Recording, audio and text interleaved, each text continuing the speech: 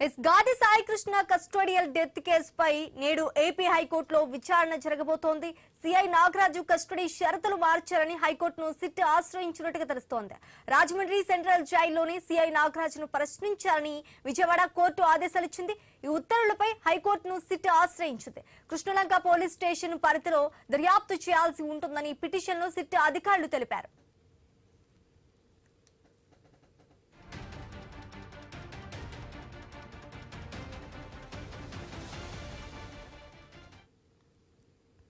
Gade Sai Krishna custodial death కేసుపై నేడు AP హైకోర్టులో విచారణ జరగబోతున్నట్టు తెలుస్తోంది.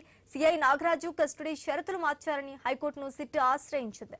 రాజమండ్రి సెంట్రల్ జైల్లోనే సిఐ నాగరాజును ప్రశ్నించారని విజయవాడ కోర్టు ఆదేశాలిచ్చింది. ఈ ఉత్తర్వులపై హైకోర్టును సిట్ ఆశ్రయించింది.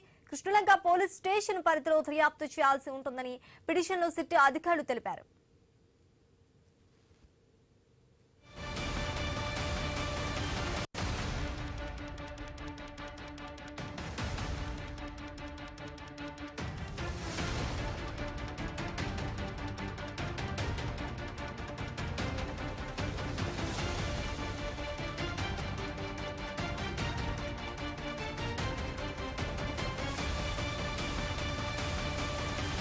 గాది సాయి కృష్ణ డెత్ కేసుపై నేడు ఏపీ హైకోర్టులో విచారణ జరగనుంది.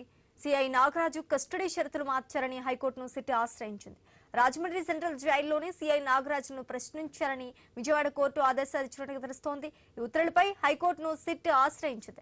ఇదే అంశానికి సంబంధించి పూర్తి డీటెయిల్స్ మా ప్రతినిధి నాగేశ్వరరావు అందిస్తారు. నాగేశ్వరరావు,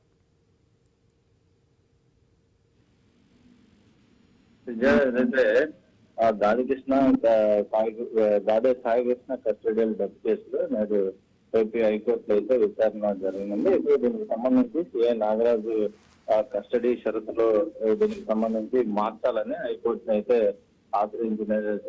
సిట్ అయితే ఆశ్రయించింది. దీనికి సంబంధించి ఏదైతే రాజమండ్రి సెంట్రల్ జైల్లోనే సిఐ నాగరాజుని ప్రశ్నించాలన్న కోర్టు విజయవాడ కోర్టు ఈ నేపథ్యంలోనే సిట్ ఈ విధంగా ఆశ్రయించిన పరిస్థితి అయితే ఉంది. అయితే కోర్టు ఉత్తర్వులపై హైకోర్టును అయితే సిట్ అధికారులు ఆశ్రయించిన పరిస్థితి అయితే ఉంది. దీనికి సంబంధించి కృష్ణలంక పోలీస్ స్టేషన్ పరిధిలో దర్యాప్తు చేయాల్సి ఉంటుందని పిటిషన్ లో సిట్ అధికారులు తెలిపారు. మొత్తంగా ఏదైతే సాయి కృష్ణ కస్టోడియల్ డెత్ ఒక మిస్టరీగా ఉన్న నేపథ్యంలో ఈ సిట్ అధికారులు దర్యాప్తు వేగంగా అయితే నిర్వహిస్తున్న పరిస్థితి అయితే ఉంది. దీంట్లో భాగంగానే ఏదైతే ఇక్కడ విజయవాడలో కృష్ణలంకలోనే ఆ యొక్క దర్యాప్తు చేయాలన్న ఉద్దేశంతో సిట్ అధికారులు నిర్ణయించుకున్న నేపథ్యంలోనే కోర్టును ఆశ్రయించిన పరిస్థితి అయితే ఉంది. అయితే మరికొద్ది సేపట్లో దీనికి సంబంధించిన కోర్టులో విచారణ అయితే జరగనున్న నేపథ్యం అయితే ఉంది. మొత్తంగా ఎందుకంటే సాయి కృష్ణకు సంబంధించి అతని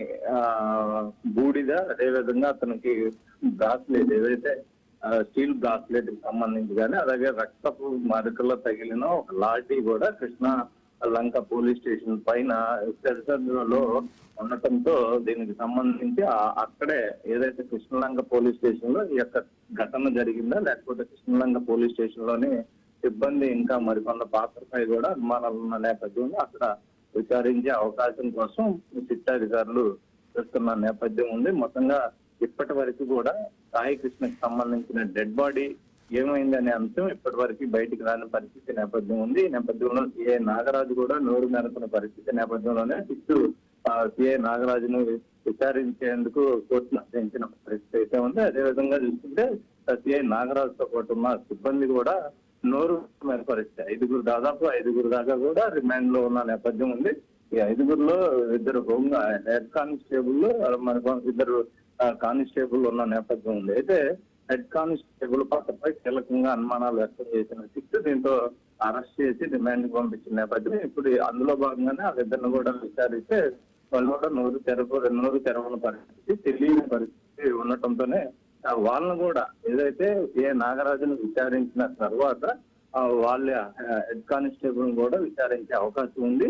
అదేవిధంగా మరికొందరిపై అనుమానాలు ఉన్న నేపథ్యం ఉంది. అయితే ఏదైతే కృష్ణలంక పోలీస్ స్టేషన్ లో సీసీ కెమెరా ఫుటేజ్ మాయం అంశం కూడా ఏ నాగరాజు వీరితో పాటు మరికొన్ని అంశాలు కూడా ఉన్నారని గుర్తించిన నేపథ్యం ఉంది. అట్లా అక్కడే కృష్ణలంక పోలీస్ స్టేషన్ లోనే విచారిస్తే వీటన్నిటికి సంబంధించి అక్కడ వాళ్ళని వివరంగా అడిగి తెలుసుకునే ప్రయత్నాలు, వాళ్ళ ముందు అడిగి చేసే ప్రయత్నాలలో అక్కడ సిట్ అధికారులు విచారించాలని కూడా కోర్టున కోరటం జరిగింది. దీంతో ఈ రోజు విచారణకు వచ్చే నేపథ్యం ఉంది. ఈ రోజు విచారణ తర్వాత ఏం జరిగిందనే అంశం అయితే మనకు తెలియాల్సి ఉంటుంది.